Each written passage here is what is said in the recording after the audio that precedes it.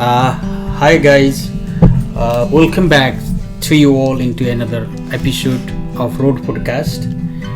Road Podcast को यो अर्को episode हामीले the hidden roots of white supremacy भन्ने बुकका कन्सिक्वेन्सेस लाइक फर्स्ट पार्ट हामीले कभर गरिसकेका छौँ. फर्दर मोर टुडे एउटा एपिसोड होला यो बुकसँग रिलेटेड र आज भएन भने अर्को नेक्स्ट वान एपिसोड पनि हुनसक्छ. र प्रिन्सले यो बुक सबै पढेका छन् र केही पार्ट यिनले अघिल्लो एपिसोडमा हाइलाइट गरेका छन् र आजको बाँकी पार्ट आजको एपिसोडमा उनले कभर गर्नेछन्. Let's welcome to Prince Sharma in this road podcast. Hi, hello there. My name is Prince Sharma and I'll be discussing about the hidden roots of white supremacy, the second part, which is about the Tulsa Race Massacre. Okay, let's go. And whatever you can cover, what you got in this book, like this book, yeah. Okay. The Tulsa Race Massacre, the book starts off by explaining how in the book, basically in each part it explains about a certain real racist event in America, like a really big racial event in America. But that was really big, that include killing of black people who were innocent. And it highlights those key points in the book. But in those three chapters, those three parts, you could say, it first does an introduction to the Native American people who used to live on the land before the black things happened. So it talks about how a lot of people, in those areas the Osage tribes lived. The Osage lived. The Caddo people lived. Okay, and it talks about how back in the 1830s, the indigenous groups in the east of the U.S., such as the Choctaw, Seminole, Cherokee, had to migrate from their homelands into what's called Indian Territory, aka Oklahoma. And the Osage were forced off of our land because Cherokee, Choctaw, Seminole, Trump's men arrived there under the authority of the U.S. government. And it talks about how the Osage got a 20-mile patch of land, around a 20-mile patch of land in what's now Osage County. And in the early 1920s, the Osage, it was discovered that there's a lot of oil in the 20 miles and all that. And how, because of that, the Osage got super rich. And the indigenous were often, the Osage Indians were often quoted as the richest people in America due to their wealth. But the white Europeans wanted to take advantage, no matter what. So, because in Osage tradition, the women usually had most of the money, the white men would forcefully go into Osage territory, trying to get Native American women to marry them because they knew that they had most of the money due to Osage tradition, and they would force them to marry them. Otherwise, they would be killed or something. One of the richest richest person from the Osage was a woman, the richest one, and the person who married her often beated her. The white man who married her used to beat her and all that, and he also used to give a high amount of sleeping pills and a lot of medicine to her in hopes that she would die and he would get all the money she had as in her inheritance and all that, and he would get all that money. And he wanted his wife to die faster because of the amount of money she had. And because of how much money she had, her inheritance would go down to the white man. So he would always make sure to add extra sleeping pills and hope that she would overdose on it. And all that. It's a And from the early 1920s to the late 1940s, those were called as the bad times in Osage territory, as white men kept on coming into Osage County trying to get white Native American women who were Osage to marry them, as they knew that they were filthy rich. And they would force them to marry, otherwise their own families would die and all that. They would threaten on their families. Oh. And then after, what happened? What's The aftermath was that when the situation were eventually died down. The reason was because the reason the Osage were rich was because during World War I, America needed a lot of oil. But after World War I, America didn't need a lot of oil. So the price of oil went down in America, and Osage oil became worthless. As new oil sources were found, and people eventually didn't want to buy from the Osage, so the Osage got broke, and all those white men trying to marry Osage women didn't happen. So where the new oil land they found, they started to generate the next. So how the Osage story is related to the Tulsa Race Massacre, around 15 miles outside of the Osage County is Tulsa. Or Tulsa? Yes. Which belongs to the Oklahoma. Yes. Okay. Yeah. And basically it talks about like the beginning founding story of Tulsa. How Tulsa was like a small town until the early 1920s, early 1900s, okay? 1900. The reason in the early 1900s was because of Osage oil. Because it was not only the Osage place that got oil, it was the area around the Osage territory that got oil. And because of that, Tulsa, which was in that area that had oil, was around the Osage territory. Around the Osage territory, became really populous. Okay, a lot of people started moving there. A lot of oil refineries were built, and it remained there and all that. And that's where our story begins. Okay. The Tulsa Race Massacre, as it's called, was started during the 1920s. It was the date of the Tulsa Race Massacre was around 1927. 27. Yeah, 27. As what happened was that the Tulsa Worldly News or something, I don't know the exact names of the newspapers there, but the Tulsa World Telegraph basically published a headline saying that Negro assaults a white woman on an elevator. And what we were talking about was a black man. Basically, he was a shoe washer, okay? He was a shoe maker and all that. And to go to the restroom, like a shoe cleaner, okay? Like, people would keep their shoes and all. And he had to go to the restroom. And the only restroom available was on the fifth floor of a building. I was near his shoe station. So he'd have to go to that elevator all the time. And there was a white woman there who always worked there, okay?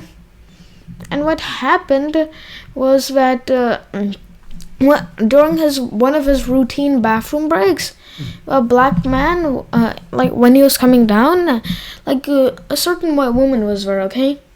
And what happened was that he slipped and fell. But when he fell, he accidentally also hit the woman. And the woman said "Hey, what are you doing?"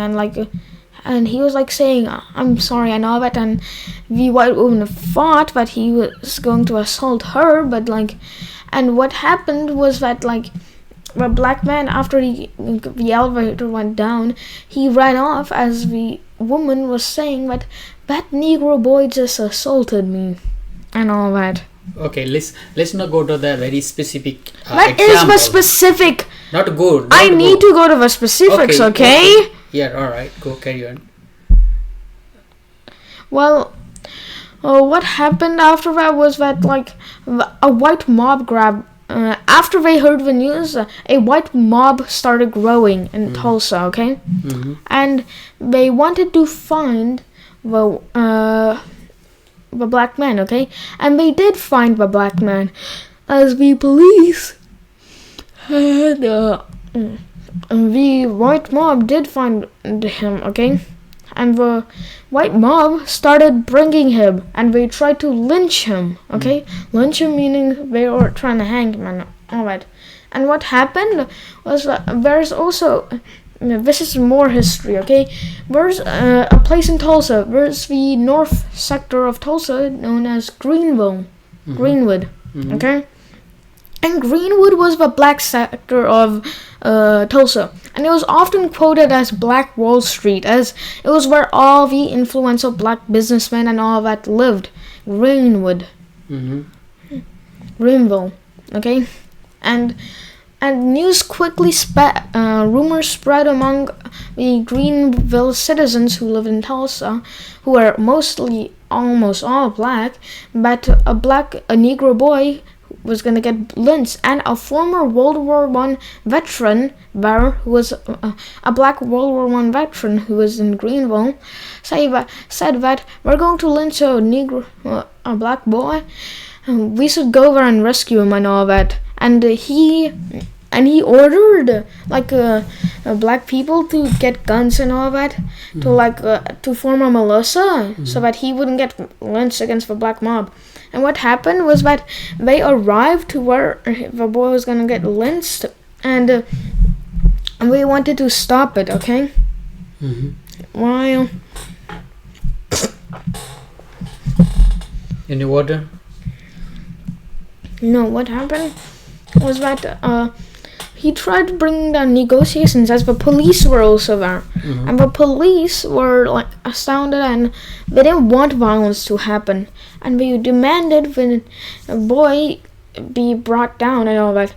And the black mob actually managed to get the Negro boy down, okay, without any violence, okay. And what happened was that, but it wasn't on the first try. They had to come there multiple times. Yeah. But they came there for the third time, and they did bring him down.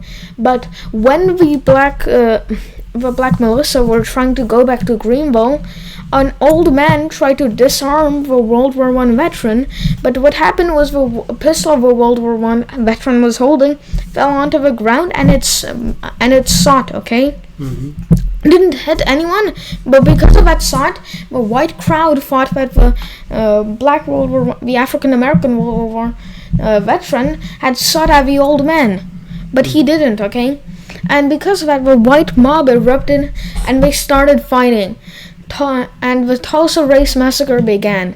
What happened was street-to-street combat, as white armed guards, who were working for the white mob, marched along with them, okay? And the white mob also started raiding the police station, taking all their weapons, and they marched into Greenville. And a machine gun fire was hovering everywhere. People were taking cover and firing, but the African Americans were outnumbered, and they were crushed and defeated. And what happened was that a lot of black people, African Americans, died. And then the white mob went to the African American houses and started burning them down. They burned down innocent civilians' houses, innocent African American houses, and all that. They started burning them down. They started killing any African American on sight. You know, it was said that a black beggar who was a black beggar, an African American beggar who was in Greenville, who was known amongst the citizens of Greenville. He was practically, he couldn't walk, and he was deaf also, okay? And when the white Americans found him, they proceeded to drag him under a car. They tied him with a car and dragged him across a road until he was dead. he had both legs cut off because he couldn't walk, and he was also deaf. Oh. And they dragged him and killed him that way. Any figure like number, how many casualty happened on that Tulsa casualty, massacre? Well, the African American casualties were total around like 300.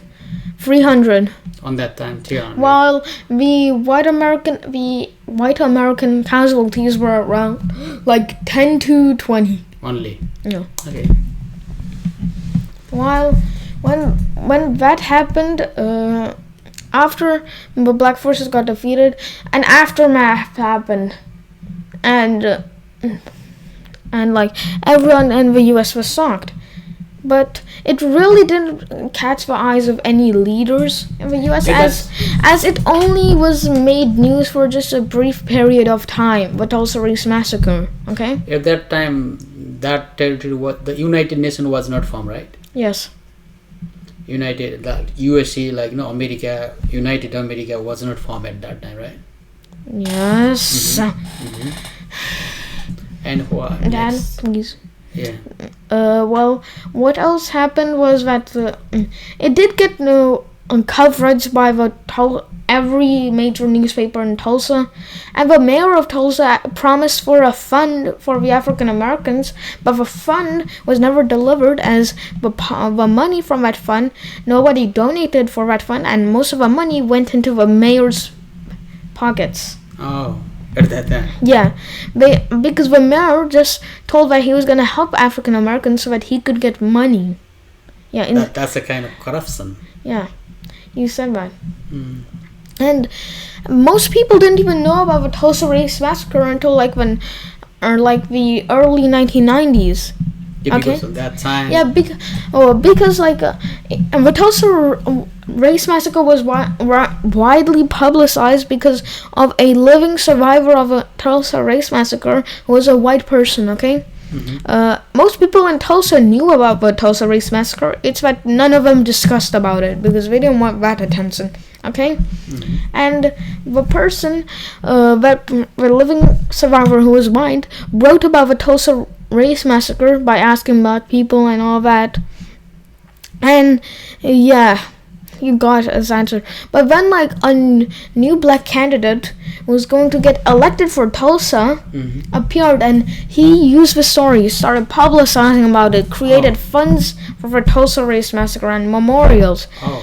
And the sad reality is, after Greenville got burned, mm-hmm. The African Americans who used to live there were forced off because the mayor decided that now Greenville's burnt, we can turn it into an industrial sector. Oh.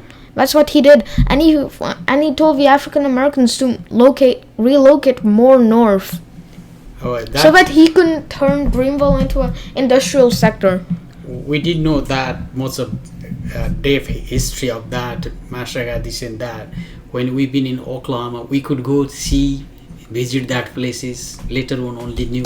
Once you read this book, only you knew. Okay, carry on. Okay, so basically, he publicized about the Tulsa Race Massacre, mm-hmm. and now it became really known. And the city of Tulsa now offered a lot of scholarships to black people who had family members who were victims of the Tulsa Race Massacre, mm-hmm. and offered them scholarships, money compensation, mm-hmm. and all that. Okay. Mm-hmm. But that happened all the way in the 2010s. Very late. It happened in the early 2000s, okay? Early. That means it took around 73 years for the city of Tulsa to actually give compensation, money, and all that to their African American community after the Tulsa Race Massacre in 27, sorry. So what's the population of Tulsa now? Black, African, or white American? What kind of Well, that kind of doesn't matter right now. Tulsa isn't that big of a city, but it is still a big city. Nowadays, Tulsa is known for its crime, as it's one of the most crime-ridden cities in the U.S. Oh. Okay. It's normally which black African, they won the election, or I don't Well, know. what happened was, like, the person who widely publicized about the Tulsa race massacre used the funds and all that to create the Greenville Memorial Center and all that memorializes the Tulsa race massacre and all that. And there was also the city of Tulsa also apologized by giving out scholarships, money compensations, which I already explained. So that's the next another part of this book. Yes. So see you guys in the next episode of Rob Podcast, where we will discuss the final part of this book, The Killings of Adulthood. Until that, bye bye.